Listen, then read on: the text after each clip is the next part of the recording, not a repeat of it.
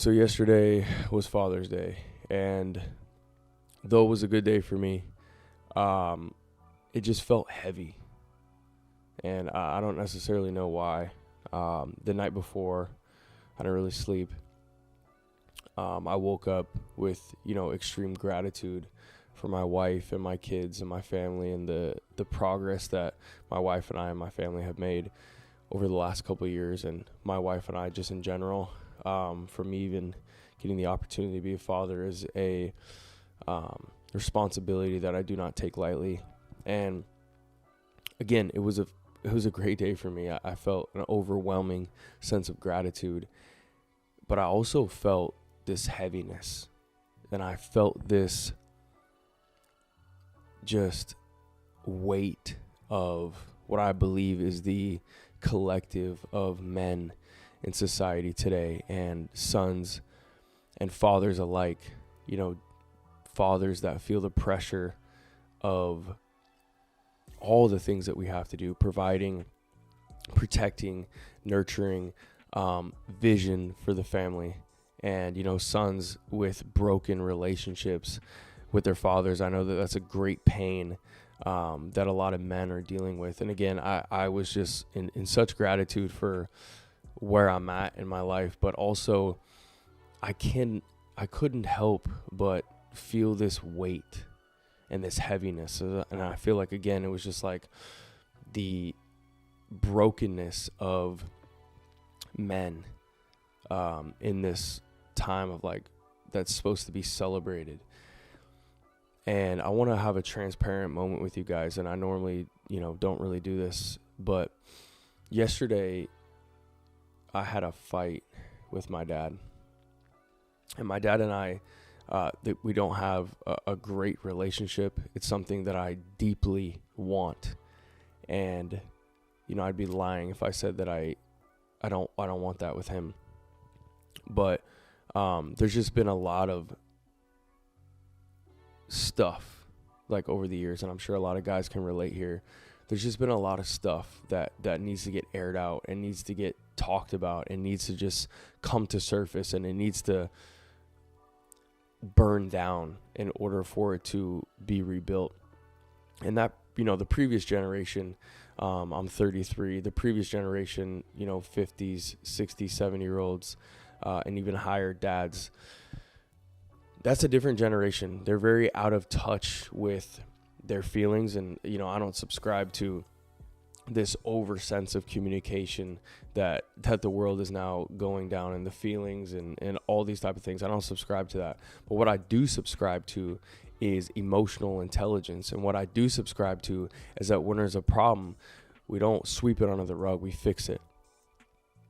I subscribe to that. And again, I think that this weight that I'm feeling is breaking this mold, being the one responsible for changing the directory and the direction and the vision of the bloodline. There's a story in a scripture that I really like, Isaiah 6:8. I've talked about it before in a couple of my videos, and this is Isaiah meeting God.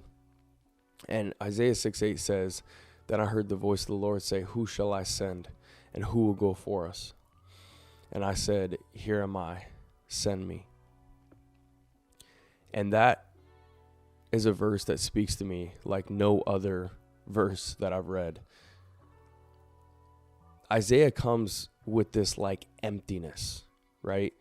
There's other stories in the Bible, and I'm new at this, okay? But there's other stories in the Bible where I know that other characters have denied their purpose. And this is a guy, Isaiah, who is open and willing and almost empty to himself and ready to be filled with his purpose. And I think that I've been struggling with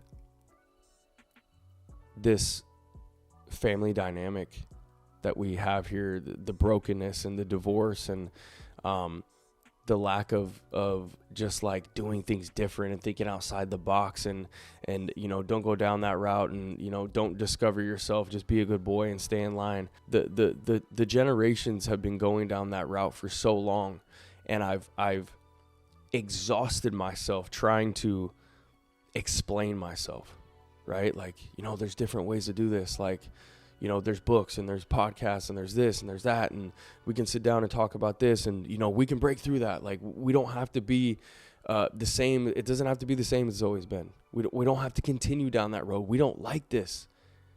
This doesn't work. This is destruction. This is chaos. This is not something I want to be a part of. Are we willing to try something different? And I've just exhausted myself for the last almost 15 years since my parents divorced, trying to just, let's change this, please, let's change this. And I've emptied all of my own will out on trying to fix this. And I feel connected to the scripture saying, send me. Like there's this open willingness. I'm empty. I have nothing left from myself. Give me the calling. Give me the purpose. I will accept it. I accept the call. And again, I think this is the weight that I was feeling yesterday, was just like, I know that so many men, whether it's, dads, current fathers, sons, grandfathers, there's just this break in the chains that's supposed to be what's holding the whole family together, and that's the man, that's the leader. We're supposed to be holding the whole entire thing together. And again, I know it's a great responsibility and a great pressure, but we are built for it. We're called for it. Again, here am I, send me. I'm willing to accept this call. And I almost feel this like numbness and lack of emotion after this situation occurred yesterday, because it was in front of my kids, and that just like ignited this like fire in me of, I will never allow this to happen. I will never have a break for anything in my control and in God's control. I will never have a break or a fence or a wedge or any type of gap between me and my son, ever. And I think this is the calling over my life. So many people are looking for their purpose and looking for their calling. And at first, they want it to be so grand, right? We want it to be big. I've been there. I built a following online because I wanted to make an impact. And I think that greatness is done in the small things. And I believe that my greatness and my calling is to ensure that there's strength and wisdom and bond within my home and within myself, and be so leveled and so accepted, and have this acceptance of my own purpose that is what's going to create the ripple.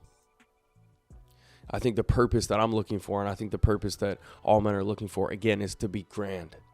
But what if it just starts in your house? What if it starts with impacting your wife? What if it starts with impacting your son and your daughters? I think this is where great men are built, is when they take the little and they perfect it. And they care so much for the little things that then, again, it becomes grand. And if this resonates with you, I feel for you. I feel I felt the brokenness yesterday. I felt the weight of everything that husbands and fathers are dealing with in all of these times, and the confusion and the financials is it's heavy and it's big. But I would argue that we are built for this. We are built to solve these problems. We are built to break the chains. It doesn't have to continue. It doesn't have to. And I think I've been in this phase of my life, in this season, where God is really just ripping everything out of my life that is unimportant to me and that I want, and focusing my attention on the things that are important. And that's fixing this. Both sides of my family, my wife's side and my side, both come from separation, divorce. And I always say, if you're confused on what to do and you don't know what you want, you should think about the thing that would hurt you the most if you didn't fulfill it. The thing that would just be gut-wrenching if today was your last day and you hadn't finished it yet, or you hadn't started it, or you hadn't put it out there. And for me, that biggest L I could take and the biggest regret that I could ever have in my life, if today were my last day, is that I didn't build that foundation within my home that was going to last forever. That my son was going to stay married, my daughters are going to marry good men, and that their kids and their kids' kids and their kids' kids will all experience this level of peace that comes with an unbreakable bond, an unbreakable chain. And that right there, again, is the explanation of how doing the little things right will go such a long way. I mean, think of, if I just keep doing this, if I keep doing what I'm doing, the people that I can impact by just being a good man within what I'm already doing. And my son will go and do the same thing, and his son will do the same thing. And again, generations to come, how many people will be touched if I just take care of what's right in front of me and what's important to me? And I think that's something that we should all be thinking about right now, is this doesn't have to continue.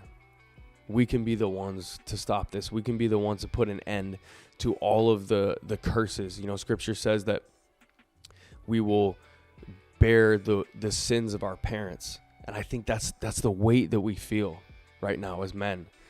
We feel the brokenness, and it just keeps getting passed down and passed down and passed down. And I know for me, it's going to stop. It's going to stop right here. And I hope you accept the call and do the same.